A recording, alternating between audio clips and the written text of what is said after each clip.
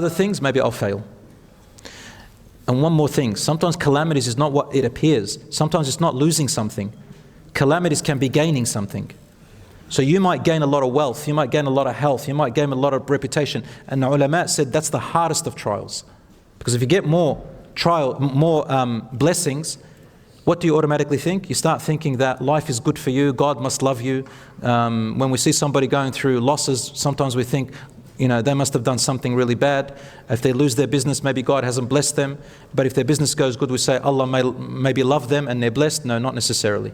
So there is a calamity of being given everything, and it's not going to mean anything. It's just that Allah is just giving you whatever's left in the bottle. You're not going to get anything in the hereafter which you can use against Allah subhanahu wa ta'ala.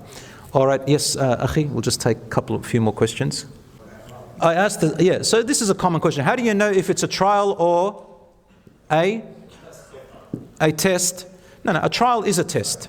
Every trial is a test. Even for the disbeliever, it is a test. Will that wake them up or not? But how do you know the difference between a trial test and whether it's not a trial or a test, whether it's just a punishment for you? Is that what you mean? The ulama spoke about this and said it depends on your reaction to it. How do you face it? It's up to you.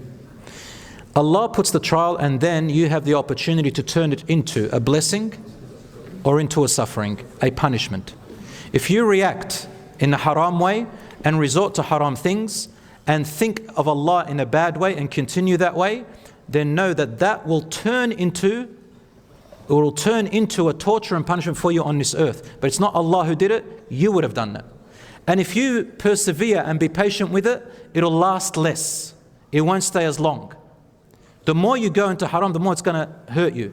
The more you connect to Allah and are patient with it, inshallah, and you do what you can, the faster Allah subhanahu wa ta'ala will get you through it, and know that this was a test which you triumphantly passed, inshallah ta'ala. Now, a recommendation for a female revert in learning the deen.